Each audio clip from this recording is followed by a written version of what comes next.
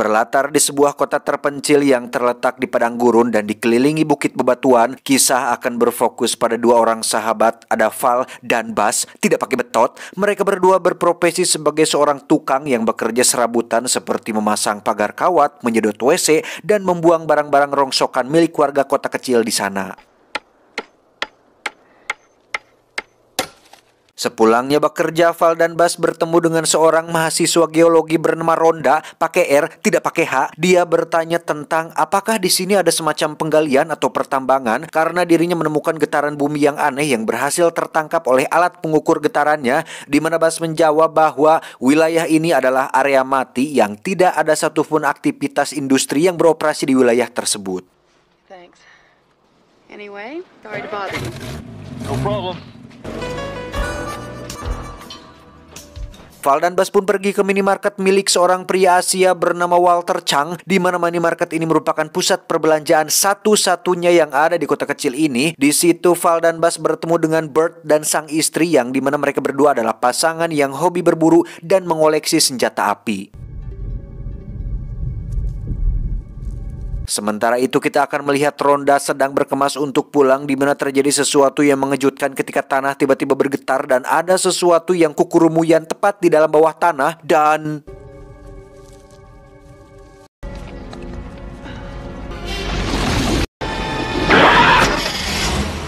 Kembali ke Val dan Bas yang sedang dalam perjalanan, mereka berdua melihat ada si tukang listrik yang sedang asik duduk di atas tower, yang karena penasaran, Val pun naik ke atas dan ternyata si tukang listrik tersebut ditemukan sudah dalam kondisi tidak bernyawa.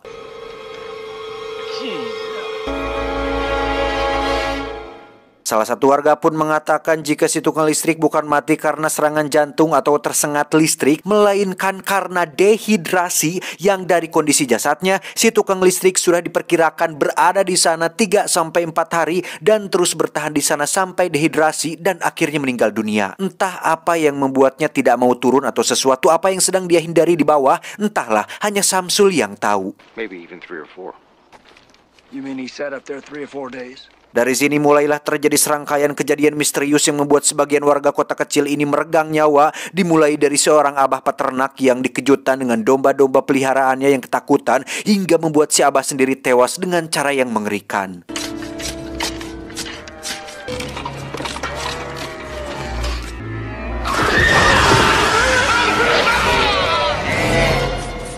Selanjutnya ada dua orang pekerja jalan yang kaget saat darah tiba-tiba keluar dari dalam tanah, disusul dengan diseretnya dia hingga ke atas bukit, yang ketika rekannya menyusul, tiba-tiba...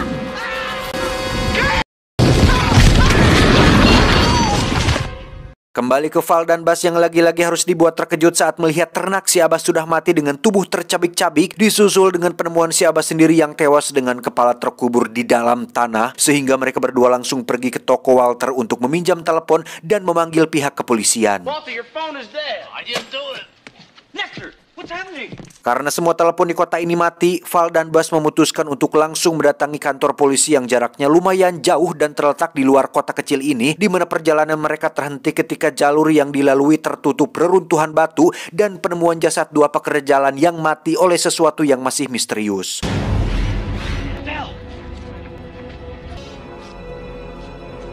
Ketika sedang memutar balik, Val tak sengaja mendabrakkan bagian belakang mobilnya yang membuat ban selip dan susah untuk melaju. Yang saat sudah sampai kembali ke kota, mereka semua dikejutkan dengan penemuan sesosok makhluk misterius yang menggigit bagian bawah mobil, di mana makhluk tersebut nampak seperti cacing keular-ularan, tapi memiliki bentuk dan ukuran yang sangat tidak wajar dan lebih condong ke undur-undur.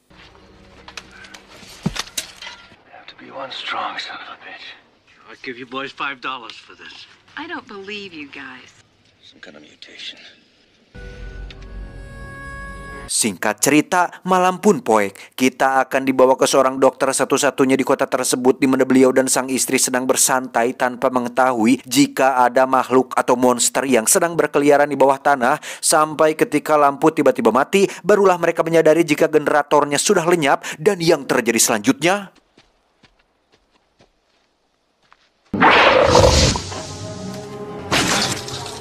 Yellowstone. Oh, come on! Oh, yeah! Something sideways! Ya, si dokter pun ditarik masuk ke dalam tanah sementara istrinya segera masuk ke dalam mobil dan tidak ada kesempatan baginya untuk selamat karena makhluk tersebut tidak hanya bisa menenggelamkan seonggok manusia, melainkan juga sebuah mobil yang bisa dengan begitu mudahnya makhluk itu tenggelamkan.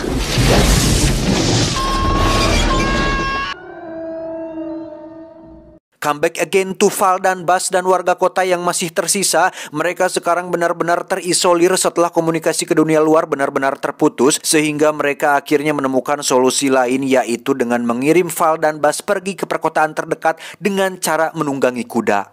There's Walter's saddle horses. That's not bad. You better be fast. We don't want to be stuck on a couple of canners.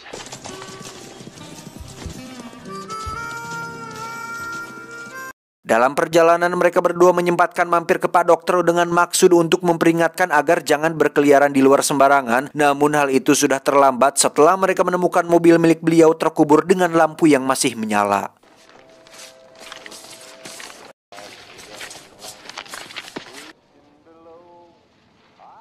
Sadar bahwa makhluk ini bahkan bisa menenggelamkan benda sebesar mobil, Val dan Buzz pun segera memacu kudanya agar bisa cepat keluar dari gurun ini. Namun di tengah jalan, kuda mereka pun tiba-tiba dibuat panik sehingga...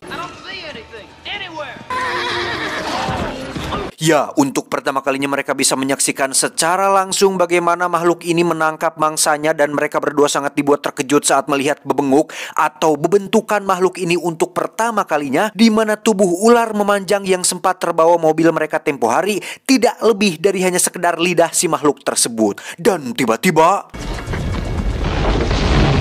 Must be a million of them.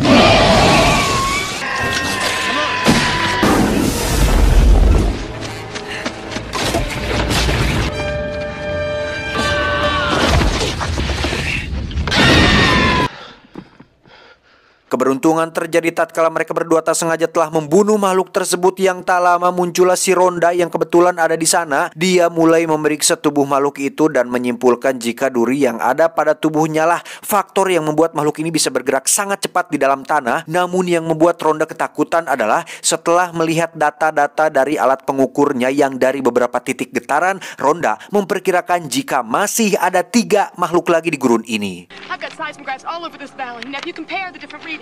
Saat itulah alat pengukurnya tiba-tiba menangkap ada getaran yang semakin mendekat, di mana mereka bertiga segera naik ke atas bebatuan yang merupakan satu-satunya tempat aman yang tidak bisa dijangkau oleh makhluk tersebut. Menggunakan kayu tinggi, mereka bertiga pun loncat dari satu batu ke batu yang lain dengan maksud agar bisa sampai ke mobil milik Ronda yang sedang terparkir tak jauh dari lokasi tersebut.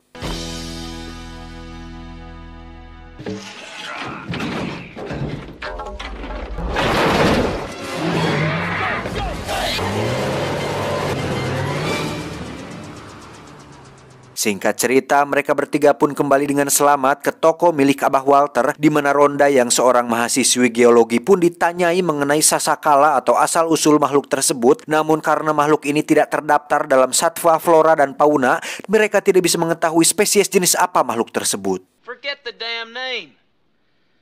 Now me and Earl think we better get the hell out of this valley. Tak lama, mereka pun dikejutkan dengan teriakan seorang bocah bernama Melvin yang sedang ketakutan di atas tiang dan...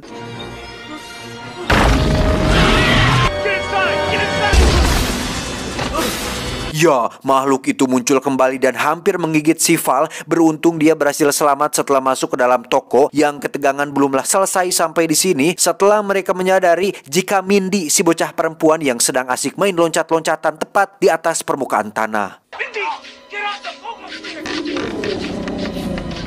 Dengan cepat Val pun berlari dan berhasil menyelamatkan si bocah. Namun selama mereka masih berada di atas tanah, makhluk tersebut bisa dengan mudah mengetahui posisi mereka semua. Dan hal itu terbukti ketika Ronda hampir mati ketika kawat duri melilit kakinya. Yang karena panik, Ronda pun nekat melepaskan lancingannya dan segera lari masuk ke dalam toko.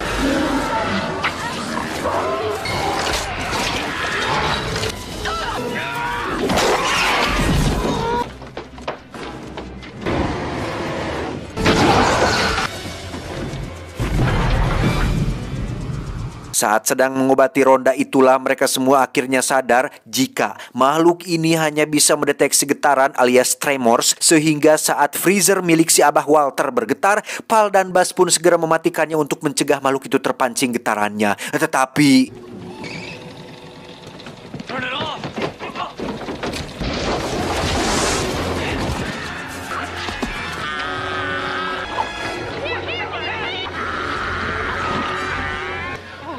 ya, makhluk itu berhasil menangkap Mbah Walter dan memakannya hidup-hidup, di mana mereka semua yang ada di dalam toko harus berjuang habis-habisan setelah makhluk tersebut mengetahui posisi mereka di dalam sana.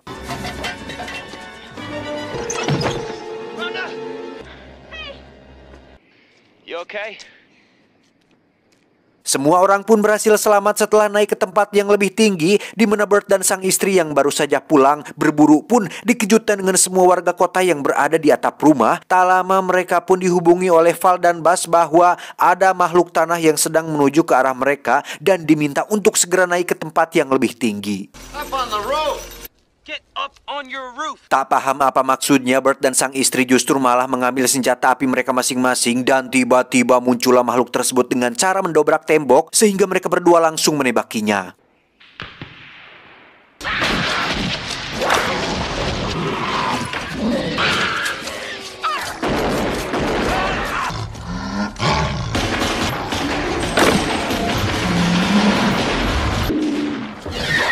Tak mempan dengan senjata biasa, Bert pun mengambil senjata gajah dengan peluru sebesar timun Jepang, di mana peluru gajah tersebut pun akhirnya bisa membunuh si monster, sehingga sekarang tinggal sisa 2 makhluk lagi yang harus mereka khawatirkan.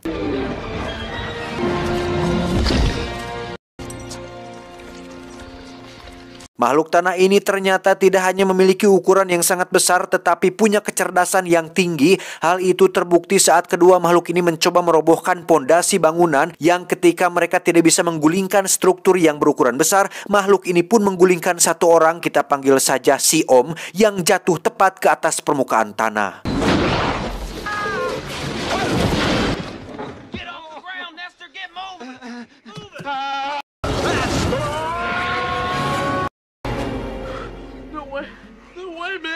Val kembali menghubungi Bert untuk menjemput mereka semua menggunakan mobil miliknya, di mana makhluk ini nampaknya bisa memahami situasi tersebut dan dengan cerdiknya mereka menghancurkan mobil milik si Bert. You're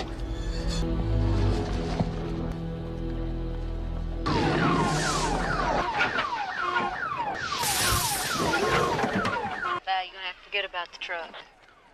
Yeah, we got you, Heather. Saat itulah Buzz memiliki sebuah ide untuk membawa semua orang menggunakan bulldozer, di mana mereka perlu pengalihan perhatian untuk Val bisa sampai ke bulldozer tersebut, dan Pak Samsul punya rencana sendiri dengan menghidupkan ATV-nya supaya makhluk-makhluk tersebut teralihkan perhatiannya.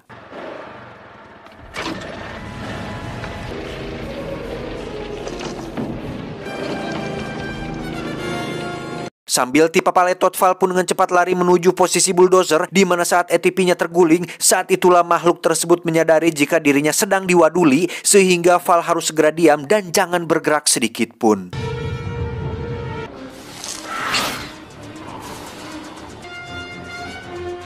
Melihat Val dalam bahaya, Ronda pun berinisiatif untuk menarik perhatian makhluk itu dengan membocorkan pipa air, di mana saat posisinya sudah aman, Val pun segera menghidupkan buldozernya dan siap untuk menjemput semua orang yang ada di sana.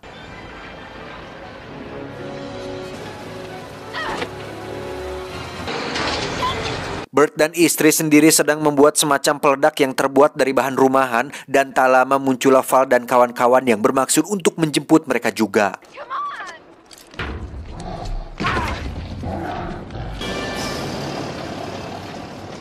Setelah semua orang berhasil dievakuasi, kini saatnya mereka pergi ke Bukit Bebatuan yang jaraknya lumayan jauh, tapi meski begitu, mereka insya Allah aman selama berada di bulldozer lapis baja ini.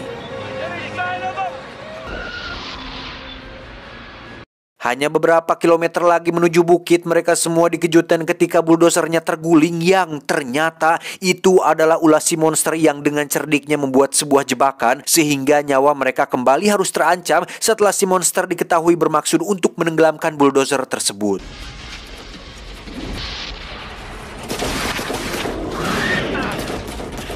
Menggunakan peledak yang dibuat dadakan, Bert terbukti berhasil menakuti si monster karena suara ledakan yang dihasilkan membuat getaran yang cukup hebat, yang kita tahu monster ini sangat sensitif terhadap getaran. Dengan peledak itu jugalah mereka berencana lari ke bebatuan terdekat, di mana saat si monster lari, mereka langsung turun dari bulldozer dan segera ngabecir lari ke atas bebatuan.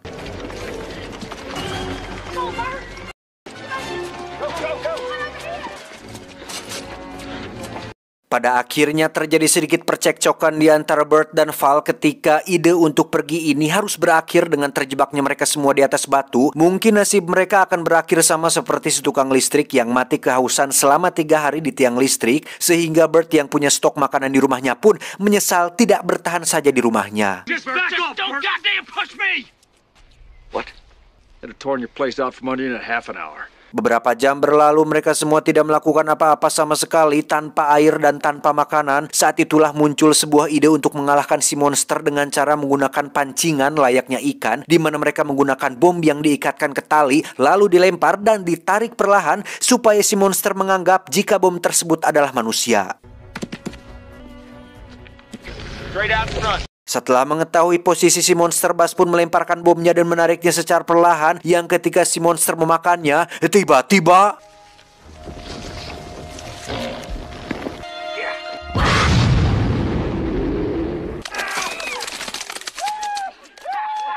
ya, mereka akhirnya berhasil membunuh satu monster, sehingga sekarang tinggal tersisa satu monster lagi yang harus mereka bunuh dengan cara yang sama. Kali ini giliran Val yang melempar. Dia melakukan semuanya dengan benar, persis seperti yang dilakukan oleh si Buzz. Namun si monster yang cerdik rupanya menyadari jika ini adalah sebuah jebakan dan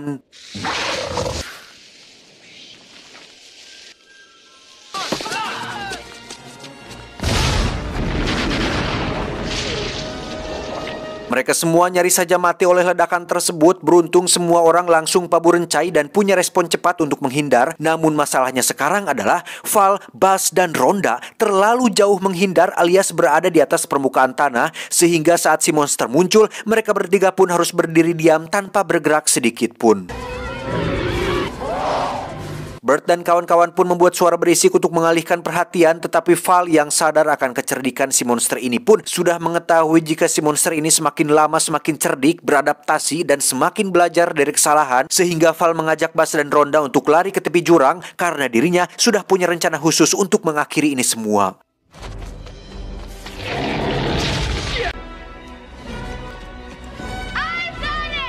Di detik-detik krusial itulah Val terus berdiri sambil melemparkan bom tepat ke belakang si monster yang memang ditujukan untuk membuatnya kepanikan, di mana saat si monster hampir mendekatinya, Val pun langsung loncat ke samping dan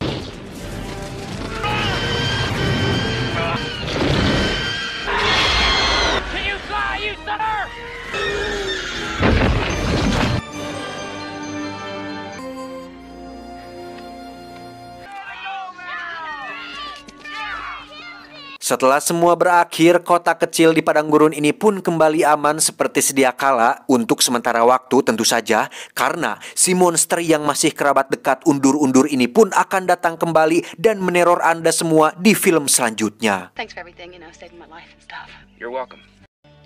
Maybe I'll see you sometime. See ya. Tamat ending yang sangat membagongkan.